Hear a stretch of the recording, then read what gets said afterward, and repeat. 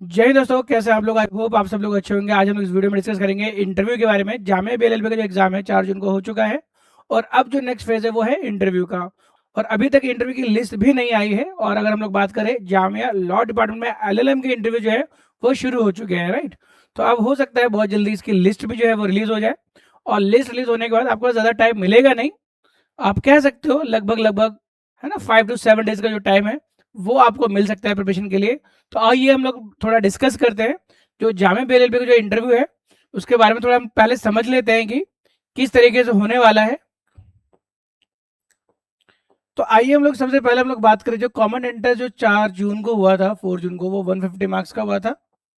और अब जो इंटरव्यू होने वाला है that is going to be of 25 marks. ये नहीं, 25 मार्क्स का जो है वो इंटरव्यू होने वाला है। और ये डिसाइड करने वाला है आपका सिलेक्शन। आपका सिलेक्शन होगा या नहीं होगा वो सिर्फ इंटरव्यू पर ही बेस्ड है। बट एक चीज़ और मैं आपको बता दूं कि ऐसा नहीं है कि अगर 150 में से आप 100 मार्क्स आप लेकर के आ गए तो आपका सिलेक्शन जो है रखा हुआ है, ऐसा नहीं है। इंटरव्यू में आपको जज किया जाएगा कि आप अपनी बातें रख पाते हैं कि नहीं रख पाते। यानी अगर हम लॉ डिपार्टमेंट की बात करें तो वहाँ पे ऐसे कैंडिडेट्स की जरूरत है जिसके पास नॉलेज भी हो, साथ में प्रेजेंटेशन भी, राइट। तो यहाँ पे जिसके पास कम्युनिकेशन स्किल्स, पर्सनालिटी डेवलप्ड है, ऐसे लोगों की रिक्वायरमेंट है जो अपनी बात को रख पाए। ऐसे बच्चे की जरूरत नहीं है कि जो, है ना, नॉलेज तो है, मार्क्स तो ले आए बट वो अपनी बात रख नहीं सकते, डम्ब बच्चे, राइट। यानी अब जो आपको जो है पर्सनालिटी डेवलपमेंट पे काम करना पड़ेगा, अपने कम्युनिकेशन स्किल्स पे काम करना पड़ेगा और अपनी नॉलेज पे भी काम करना पड़ेगा। ऐसा नहीं है कि अपने इससे पहले जो भी आपने प्रिपरेशन करी ऑब्जेक्टिव पॉइंट ऑफ व्यू से, एमसीक्यू बेस्ड आपने तैयारी तो कर ली, बट अब जो आपसे क्वेश्चन पूछा जा सकता है लीगल से रिलेटेड तो आपको उसका आंसर करना पड़ेगा, है ना। तो ये काफ़ी इंपॉर्टेंट है। तो आइए हम लोग थोड़ा बढ़ते हैं, थोड़ा डीपली थोड़ा समझते हैं, है ना। ये समझना थोड़ा हमें ज़रूरी है। और यहाँ पे हम लोग थोड़ा ये भी बात कर लें कि कट ऑफ किया जा सकता है। अब कट ऑफ जो है कई सारे पैरामीटर पर डिपेंड करेगा। तो अब बात है कट ऑफ की बात करें तो कट ऑफ हमने पहले भी वीडियो आपको बता रखा है। जो कट ऑफ जो था 2025 के अंदर जो कट ऑफ था जनरल कैटेगरी के लिए, है ना, वो 99 गया था। जनरल रेगुलर कैटेगरी की बात मैं कर रहा हूँ, राइट, है ना। फर्स्ट लिस्ट की हम लोग बात करें, लेकिन अब जो मुझे लगता है क्योंकि इंटरव्यू इंक्लूडेड है, ये जो 99 था ये 150 में से था, राइट। अब जो कट ऑफ जो है बेसिकली वो 175 में से बनेगा। तो बताया जा रहा है कि जो कट ऑफ है थोड़ा कम ही जा सकता है, right. It might possible 105 to 110 जो है ये सेल्फ फाइनेंस जनरल की बात कर रहा हूँ। और 110 प्लस जो है बेसिकली ये रेगुलर का जा सकता है, राइट। रीजन है इसके पीछे क्यों, क्योंकि अगर कोई बच्चा है अगर 150 में से 100 प्लस भी मार्क्स लेकर के आ रहा है ना, वो श्योर नहीं है। क्यों श्योर नहीं है? अगर इंटरव्यूअर्स को ये लगेगा कि 100 प्लस मार्क्स लाने वाला बच्चा, है ना, भले ही मार्क्स लेकर के आ गया बट वो बोल नहीं पाया, तो उसको लिस्ट से हटा देंगे, उसको सेलेक्टेड लिस्ट से हटा देंगे। यानी अब जो चांसेस जो है जिनके कम मार्क्स है उनके पास ज़्यादा बढ़ने के पूरे चांस है। यानी आप कह सकते हो कि यहाँ पे प्रॉपर चांस, यानी 100 से जो पीछे के जो बच्चे हैं, से फॉर एग्जाम्पल 90 मार्क्स के जो लेकर के आए हैं बच्चे या फिर 80 मार्क्स लेकर के आए हैं बच्चे, उनके चांसेस बढ़ जाते हैं, राइट। तो अभी कोई भी जो है बेसिकली कुछ भी कर सकता है। ऑल द थिंग्स दैट जो आप 25 मार्क्स का जो इंटरव्यू है उसमें आपकी परफॉर्मेंस क्या होती है, राइट। तो ये थोड़ा ध्यान देना। और दूसरी बात ये है कि जो इंटरव्यू होगा कुछ इस टाइप का होने वाला है, कुछ पैनल्स होंगे, कुछ मेंबर्स होंगे यहाँ पर, है ना। अभी एलएलएम का इंटरव्यू चल रहा है, 3 मेंबर्स बैठे थे पैनल मेंबर, अभी आज तो फर्स्ट डे था, राइट। हो सकता है बीएलएलबी के केस में 5 मेंबर्स जो है बैठ जाए, वो डिपेंड करेगा, राइट। उस दिन पैनल, है ना, कैसी रहती है। एनीवे तो ये 5 मेंबर्स होंगे या 3 मेंबर्स होंगे, वो पूरे 15 मार्क्स को बेटा डिस्ट्रीब्यूट कर लेंगे, राइट। और जैसे अगर 5 मेंबर्स है 25 मार्क्स को लेकर के, तो 5 5 5 5 5 5 मार्क्स देख सकते हैं कि ईच जो मेंबर होंगे पैनल के वो 5 मार्क्स जो है उनको असाइन कर दिया जाएगा। वो 5 में से आपको स्कोर देंगे, राइट। तो कुछ इस टाइप की चीज़ें होने वाली हैं। एंड देन आपका एक, है ना, जो फाइनल जो आपका स्कोर होगा, अगर वो आप जो उनकी जो मिनिमम क्राइटेरिया होगी पैनल्स की उनके अकॉर्डिंग आप वो क्लियर कर लेते हो, तो वो जो भी आपके इंटरव्यू के मार्क्स होंगे और जो भी आप मार्क्स लेकर के आओगे कॉमन एंट्रेंस टेस्ट के अंदर, और फाइनल जो है सिलेक्टेड लिस्ट और फाइनल जो है सिलेक्टेड स्टूडेंट्स की जो लिस्ट है बेटा वो बनाई जाएगी। एनीवे आगे बढ़ते हैं, थोड़ा सा समझते हैं इंटरव्यू के लिए हमें क्या क्या करना चाहिए। कुछ बड़े 5 पिलर्स हैं जिसके बारे में आपको थोड़ा सा समझना चाहिए और ये बहुत इंपॉर्टेंट है। अगर आप इंटरव्यू देने जा रहे हो ना, तो ये 5 पिलर्स को तो बेटा आप बिल्कुल, है ना, गाढ़ बांध लो कि ये आपको इन सब के ऊपर काम करना है। है ना, सबसे इंपॉर्टेंट चीज़ जो है बेटा आपकी कॉन्फिडेंस। आपको कॉन्फिडेंस लेवल जो है वो थोड़ा, है ना, बेहतर होना चाहिए। जो आप पैनल के सामने जाए, है ना, घबराने की जरूरत नहीं है। जो भी है फेस करेंगे, बिल्कुल भी परेशान होने की जरूरत नहीं है ना। खामखा प्रेशर लेने का कोई मतलब नहीं है।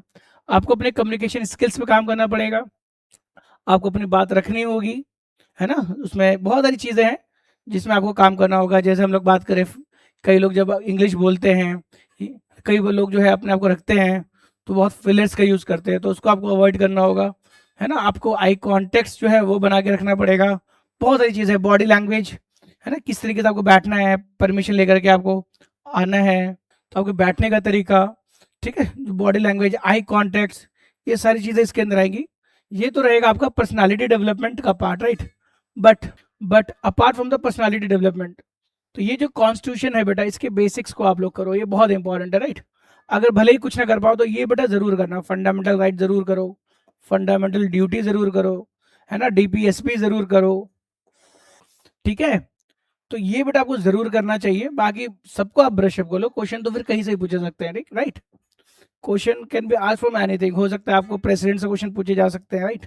अमेंडमेंट से रिलेटेड क्वेश्चन बन सकता है, right. Amendment one of the important topic, case law से रिलेटेड कुछ पूछे जा सकते हैं, तो ये थोड़ा आपको देखना होगा। पर फिर लीगल जो भी आपने पढ़ा है, टॉट पढ़ा है, जो भी आपने सिलेबस से पढ़ा है, टॉट हो गया, है ना, कॉन्ट्रैक्ट एक्ट हो गया, क्राइम हो गया, फैमिली लॉ हो गया, उन सबको ब्रश अप कर लो, सारे केस लॉज को देख लो, है ना। और रिसेंट लीगल इशू जो है वो आपको देखना चाहिए, राइट। जैसे एग्जाम्पल की बात करें, राघव चड्डा एंटी डिफेक्शन लॉ, है ना, वो आप देख सकते हो।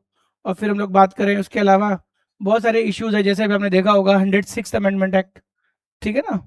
ठीक है, तो ये काफी हॉट है। 106 अमेंडमेंट एक्ट की बात करें, नारी शक्ति वंदना अधिनियम जो हो गया, आपका डिलिमिटेशन कमीशन हो गया, तो ये सारी चीजें आपको थोड़ा पढ़ना चाहिए और इससे रिलेटेड केस लॉज देख सकते हो, राइट। ठीक है, तो कम्युनिकेशन स्किल जो है काफी ज्यादा इंपॉर्टेंट है। आपको जैसे पता है जो सॉफ्ट स्किल्स जो होती हैं बेसिकली वो, है ना, कहते हैं win the introduction, and hard skill जो होता है वो इंटरव्यू को विन करता है। तो कई सारी चीज आपको इसमें इंक्लूड करना होगा, राइट। जैसे मैंने आपको बताया, हमने लीगल एंड रीसेंट जो लीगल इश्यूज हैं वो आपको करना ही है। ये तो नॉलेज आपको यहाँ से पता चलेगा कि आपका नॉलेज है, राइट। कॉन्स्टिट्यूशन के बेसिक्स हैं, है ना, प्रियम्बल हो गया, बहुत सारी चीजें जहाँ से क्वेश्चन फ्रिक्वेंटली पूछा जा सकता है। तो थोड़ा सा आप इसमें काम करना शुरू कर दें, राइट। और फिर एक गोल्डन ट्रायल भी होता है, कुछ क्वेश्चन जो है डायरेक्टली पूछे भी जाते हैं। जैसे आपसे पूछा जाएगा इंट्रोड्यूस योर सेल्फ, राइट, तो इस पर आपको थोड़ा बताना होगा कि आप है कौन, राइट। उसके बाद आपसे पूछा जाएगा कि आपने लॉ को क्यों चूज किया, तो उससे रिलेटेड आप क्वेश्चन जो है वो बना सकते हैं। फिर पूछा जाएगा वाई जामिया, जामिया ही आपने क्यों चूज किया, why not the other law colleges, right, है ना। कई बार पूछेंगे भाई क्लैट के ऊपर आपने जामिया को क्यों जो है रखा, फिर बच्चे बोलेंगे भाई लोकेशन की वजह से, तो फिर भाई दिल्ली में भी एनएलयू है ना, क्लैट को क्यों नहीं आपने ऑप्ट किया। तो इस तरीके की प्रिपरेशन आपको करनी चाहिए, राइट। और थोड़ा सा जो है भी आप लोग, और जब भी आप लोग इंट्रोडक्शन की बात करें तो थोड़ा सा, है ना, आप अपने पास्ट बैकग्राउंड, होम टाउन, जो फाउंडेशन स्कूल है उसको मेंशन करें, बट थोड़ा सा बहुत लंबा नहीं जाना, आपको थोड़ा ब्रीफ फॉर्म में जाना है, राइट। फिर आपकी जो करंट स्ट्रेंथ है और जो रिसेंट अचीवमेंट्स है basically, right, and academic focus, उस पर आपको ध्यान देना है।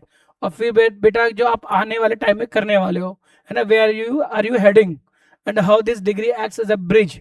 ये जो बीएलएलबी की डिग्री है ये किस तरीके से एक ब्रिज की तरह काम कर सकती है आपके, है ना, लॉन्ग टर्म अचीवमेंट, जो लॉन्ग टर्म आपका गोल है उसको अचीव करने में। तो ये तीनों चीज आपको बताना होगा, पास्ट, है ना, प्रेजेंट एंड फ्यूचर। फ्यूचर से विजन जो है वो पता चलता है, प्रेजेंट में जो भी आपने अचीवमेंट किया उसे आपकी कैपेबिलिटी से पता चलती है, और जो पास्ट जहाँ से, है ना, आप आए हो, तो ऑरिजिन। तो ये जो कॉम्बिनेशन है काफी ज्यादा इंपॉर्टेंट होता है जब भी अपना आप इंट्रोडक्शन दो, राइट। फिर क्वेश्चन पूछा जाता है कि लॉ ही क्यों, जामिया ही क्यों।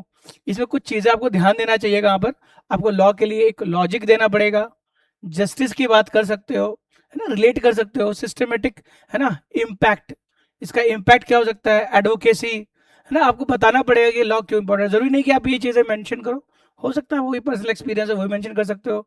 फिर पूछा जाएगा जामिया ही क्यों, तो जामिया के बारे में कोई हिस्टोरिकल लिगेसी, है ना, जामिया के बारे में आपको थोड़ा पता होना चाहिए। फिर बात करें एकेडमिक रिगर, है ना, फैकल्टी एक्सीलेंस, है ना, नोटेबल एलुमनाई, इन सब के बारे में थोड़ा सा आप एक्सप्लेन कर सकते हो, राइट। थोड़ा आपको जामिया के बारे में भी देखना चाहिए, राइट।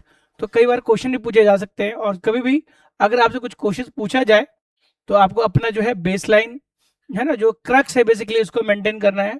फिर आपका जो आई कांटेक्ट है उसको आप मेंटेन करें, जो इंटरव्यूअर से आंख में आंख मिला करके बात करें, इससे कॉन्फिडेंस जो है वो रिफ्लेक्ट होता है। अपने आप को लेकर के ऑनेस्ट रहें, मैनिपुलेट करने की कोशिश ना करें, क्योंकि इंटरव्यू में सारी चीजें निकल ही आती है, राइट। तो ये सारी चीज़ें आपको नहीं होना चाहिए। ये नहीं कि जब भी आप कुछ जिस आपसे पूछा जाए इंट्रोड्यूस योरसेल्फ तो रोबोट की तरह आप डिलीवर कर रहे हो, राइट?